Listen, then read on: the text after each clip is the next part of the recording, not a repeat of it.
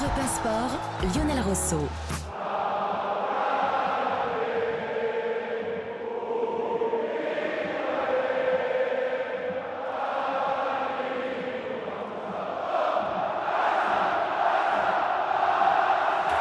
Voilà le chant que l'on peut entendre au Camp Nou ou qu'on a peut-être entendu lors du match contre l'Espagnol hier parce qu'il y avait beaucoup de supporters catalans et du Barça, la victoire du Barça et ce titre en Liga. On en parle bien sûr avec nos experts Eric Huet, Javier Prieto Santos, Juan José Dorado, notre voix espagnole. Hola, ¿qué tal, Juan José?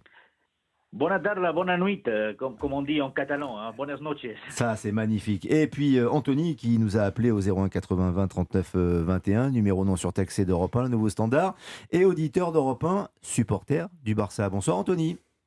Bonsoir à tous. Merci d'être Bonsoir, avec Anthony. nous. On est ravis de pouvoir échanger. D'abord, on va laisser la parole à Juan José qui va nous raconter dans quelles circonstances ce Barça a remporté cette Liga, 4 ans après la dernière, avec Xavi qui obtient son deuxième titre après avoir remporté, on le rappelle, Juan José, la Supercoupe d'Espagne.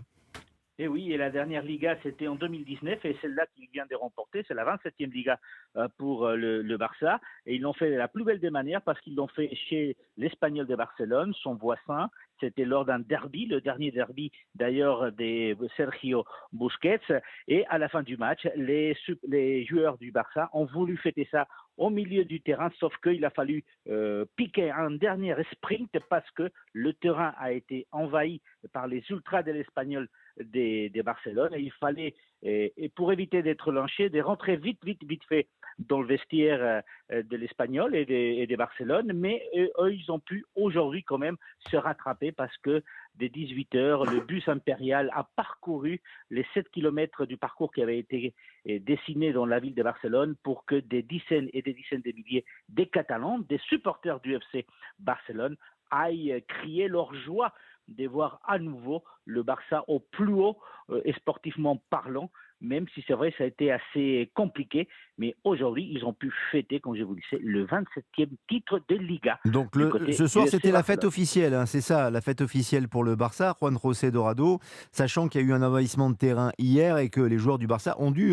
filer quand même dardard pour éviter cette invasion.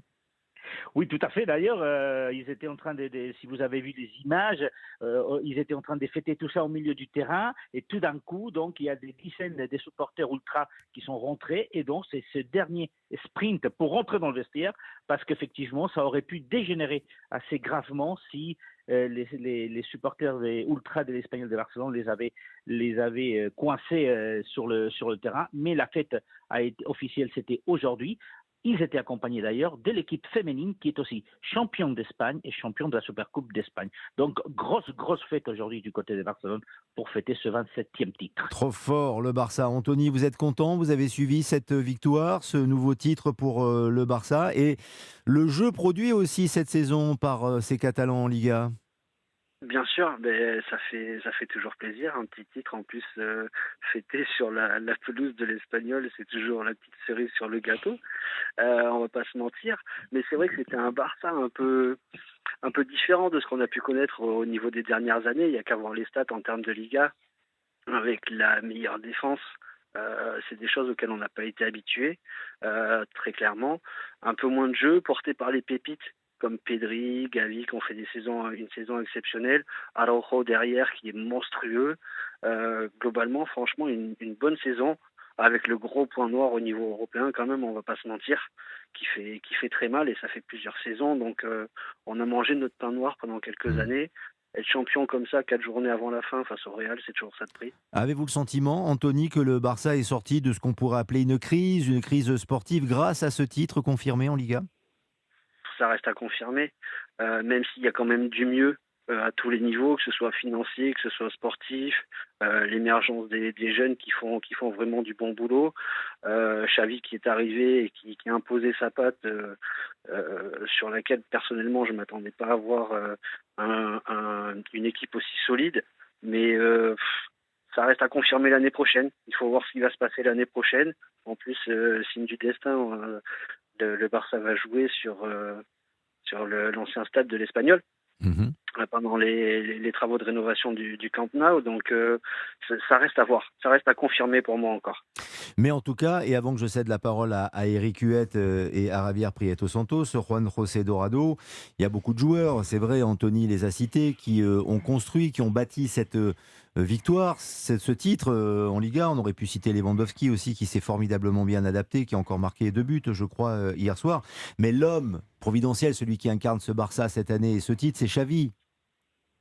Oui, c'est forcément Xavi parce que il a réussi là où il y avait beaucoup de doutes autour de lui. C'est vrai qu'il a fallu qu'il change son fusil d'épaule parce que quand il est arrivé, il voulait recréer le grand Barça, celui qui faisait du jeu et qui était très agréable à voir. Et très rapidement, il s'est rendu compte qu'il n'avait pas les joueurs pour ça.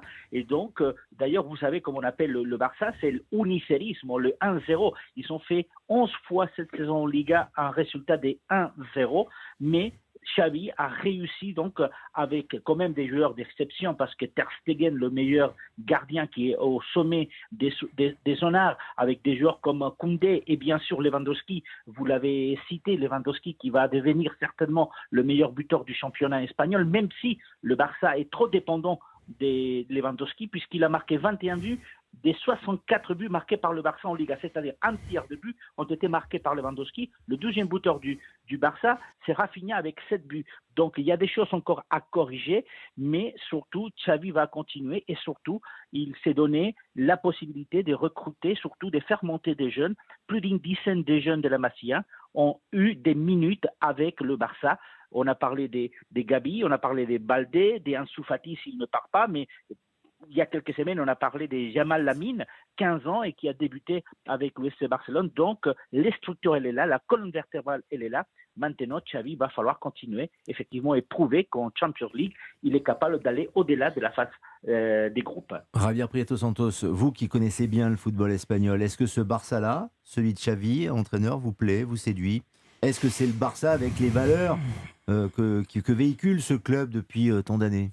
Non, pour la première fois depuis très très longtemps, je me suis pas du tout amusé. Je me suis même ennuyé devant les matchs du Barça.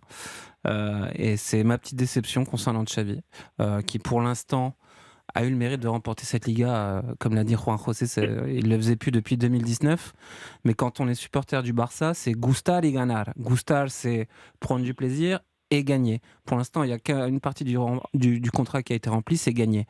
Et avec un autre coach différent, qui n'aurait pas été une légende ou qui ne serait pas passé par la Masia comme Xavi, peut-être qu'on parlerait de rumeurs de départ et de l'arrivée d'un autre coach. Pour l'instant, Xavi a tout le crédit, et il faut lui reconnaître qu'il a été très solide parce que le Barça, on parle beaucoup du PSG, mais il y a eu l'affaire Negreira, il y a eu des blessures, Pedri et Ousmane Dembélé qui sont à eux deux près de 50% du potentiel offensif avec Robert Lewandowski. Il y a eu 1000 histoires, donc il s'en est sorti haut la main, mais je trouve et j'espère que l'année prochaine surtout il y aura du jeu et qu'on prendra du plaisir et qu'on fera un espèce de retour vers le futur et qu'on voit un grand Barça, pas un petit Barça avec des 1-0. Ouais, ça dépend effectivement des joueurs dont dispose Xavi aussi. Il n'y a pas que des Xavi dans cette équipe, bien au contraire, loin de là. En effet, c'est peut-être pour cette raison qu'il y a cet effet miroir où on se dit tiens, peut-être que l'équipe va jouer comme Xavi pouvait jouer ou le Barça de Xavi. Et Eric Huet, en effet, ce n'est pas du tout le cas, mais il faut être aussi très pragmatique. Et la question qu'on peut se poser, voilà, il y a le titre, en effet, mais est-ce que le Barça peut rester ou est encore un grand club européen, puisque la grosse tâche cette saison, à part les coulisses, l'affaire Negreira, etc., c'est la Coupe d'Europe.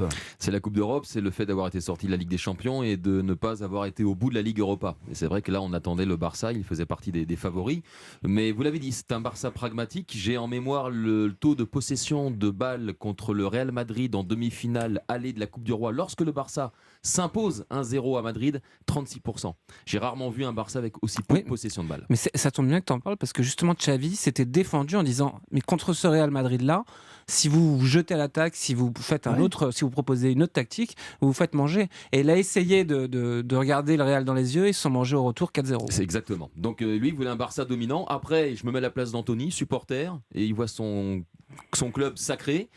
13 buts encaissés, qui l'aurait prédit. Alors Ter Stegen a été remarquable, mais la ligne défensive, Koundé, Araujo, Christensen et Baldé, qui a pris le dessus sur Jordi Alba, eh bien on n'imaginait pas que cette ligne allait prendre que 13 buts. Moi je n'oublie pas non plus que le Barça a hypothéqué son avenir sur le plan financier, avec toutes les dépenses qui ont été, les crédits qui ont été faits et tout. Donc on verra ce que le Barça deviendra, les leviers effectivement activés.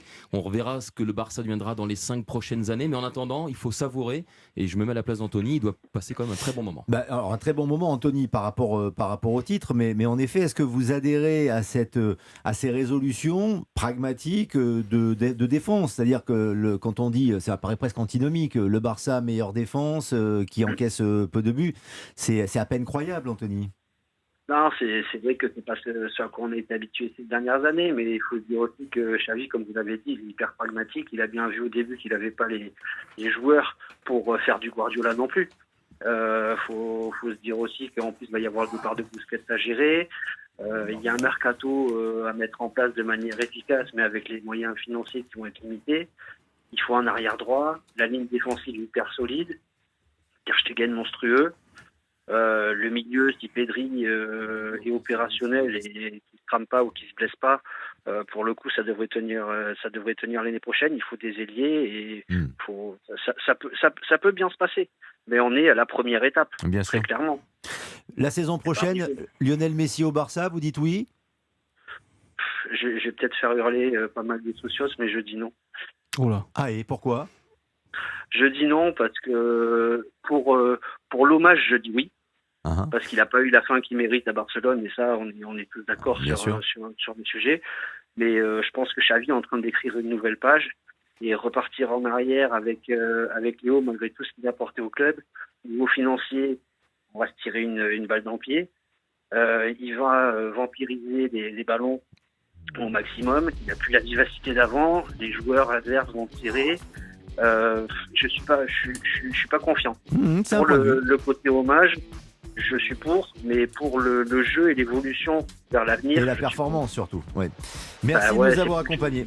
Merci de nous avoir accompagnés, Anthony. Bravo en tout cas pour le titre du Barça. Merci à Juan José Dorado, merci à Eric Huet et à Javier Prieto Santos. Demain dans Europe 1 Midi, vous n'oubliez pas Romain Desarbres